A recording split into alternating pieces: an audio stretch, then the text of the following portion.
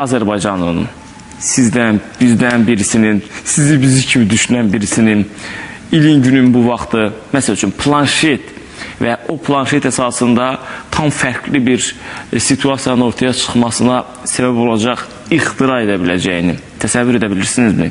Nə vaxtsa Azərbaycanın planşet istehsal edib, o planşeti Yaponlara, Cənubi Koreyalılara, Amerikalılara sata biləcəyini təxmin edirsinizmi? Yəni, indiki müəyyən o proseslər, iqtisadi nöqteyi nəzərdən bəzi sahibkarların çətinliklərlə üzləşməsi filan, yəni bu cür xəyallarımızı bir qədər suya salır, o ayrı. Amma nəzərə alsaq ki, Lütfüzadə kimi birisi və bütün bu dediklərimin fundamentini təşkil edən ixtiranın sahibi Azərbaycanlıdır, niyə də olmasın? Yetər ki, Azərbaycanda normal şərait olsun və o normal şəraitin yaradılması prosesinə mane olanlar olmasın və o normal şəraitə inanıb normal iş ortaya qoymaq istəyənləri boğanlar olmasın və s. və ilaxır. Görürsünüz, nədən danışırıqsa, söhbət gəlir, çıxır reallıqlarımıza. Bir soydaşımızın adı Rəşid Əliyevdir. Amerika Birləşmiş Ştatlarında keçirilən müsabiqədə 800 start-up layihəsi arasında ilk üçlüyə daxil olmasından bəhs edəcəyik.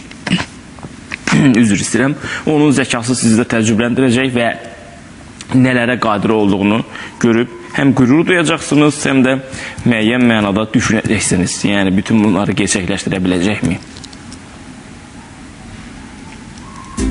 Bəziləri uğur qazanmaq barədə sadəcə xəyal qurduqları halda, həmin uğura çatmaq üçün hərəkətə keçib üzərində səylə çalışanlar da az deyil. Bu sözləri Facebook sosial şəbəkəsinin qurucusu Mark Zuckerberg deyib. Hazırda bir çoxları qısa zamanda uğur qazanmaq barəsində düşünür. Lakin nədən başlamaq və vaxtında hərəkətə keçmək vacib şərtdir. Azərbaycanlı proqramçı Rəşid Əliyev istəyinə çatmaq üçün startup layihələrdən başlayıb. İqtisadçı olan gənc bir müddət öncə Amerika Birləşmiş Ştatlarında uğurlu BetClip layihəsini gerçəkləşdirib.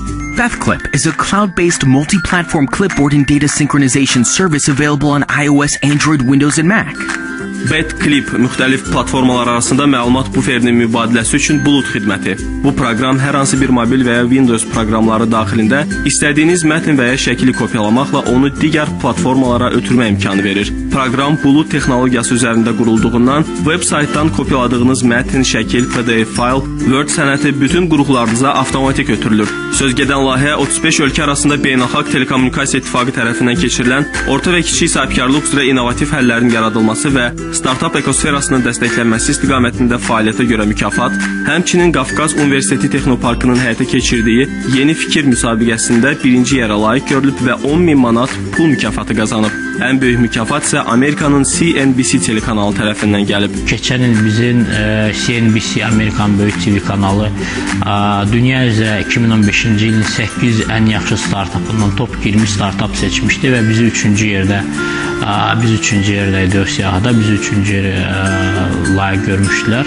Hər hansı bir layihənin beynəlxalq investisiya cəlb etmə imkanı olduqca vacibdir. Bunun üçün həmin layihənin beynəlxalq standartlara cavab verən şirkət tərəfindən təsdiqlənməsi lazımdır. Bunun üçün Rəşid Əliyev layihəsini ABŞ-ın Delaware ştatındakı C-Corp şirkətində qeydiyyatdan keçirib. Hazırda 2 iri şirkət tərəfindən yatırımlar alan startupçı bunun üçün hansı amillərin vacib rol oynadığından danışır. İlk növbədə MVP deyilən bir anlayış var. Minimum viable product, minimum dəyər təşkil edən məhsul. Yəni, minimum hər hansı bir dəyəri olan məhsulun hazırlanması. Siz, misal üçün, xüsusi formada bir avtomobil icad edirsinizsə, minimum bunun hərəkət edən modelini hazırlanmalısınız. Dizaynı, interyeri və s. istədiyiniz kimi də olmasa da, amma bunu xodlayıb sürmək imkanı olan bir şey.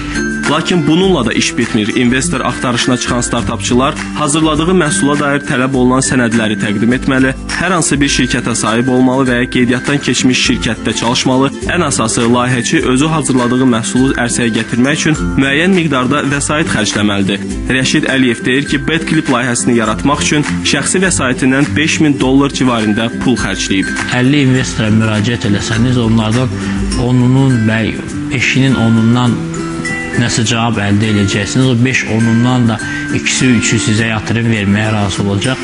Nəticədə biri maksimum 2'si sizə yatırım eləyəcək. Orada da şərtlər danışmaq müqavilə, bunlar hamısının asıl olaraq, yəni yatırımı ala bilərsiniz, yatırımdan imtina edə bilərsiniz. Xatırladaq ki, Amerika Elmi İnkişaf Assosiasiyasının yeganə Azərbaycanlı üzvü Rəşid Əliyev eyni zamanda Azərbaycanda ilk dəfə görmə məhdudiyyətli insanlar üçün tam funksional planşet hazırlayıb. Braille əlifbası texnologiyası ilə hazırlanan bu planşetlər ciddi görmə problemi insanlara barmaqlarının ucu ilə oxuyub yazmaq, həmçinin internetə daxil olub istənilən məlumatları əldə etmə imkanı verir. Dünya bazarında mövcud bu tipli planşetlər cəmi bir sətirdən ibarət olduğu üçün istifadəçilərə informasiyanı daha kiçik həcmdə, həm də daha ləng çatdırır. Braille Pad isə çox sətirli olmaqla yanaşı həm də portativ qurğudur. Bu qurğunun kütləvi istehsalı üçün cəmi 1,5 milyon dollar maliyyə vəsaiti tələb olunur. Əgər Braille Pad kütləvi istehsal olunarsa, Azərbaycan ilk dəfə planşet kompüterlər ixrac edən ölkələr sırasına qatıla biləcək. Bəli, əslində Amerika Birləşmiş Ştatlarında keçirilən bir müsabiqədə 800 layihə içərisində ilk üçlüyə düşübsə, deməli doğrudan da diqqətə layiqdir və doğrudan da rentabelliyi var. Məbləğ tapılarsa, biri çıxıb investisiya qoyub istehsalına başlayarsa və Azərbaycan planşet ixrac edən bir dövlətə çevrilərsə, bu böyük bir mərhələ olar.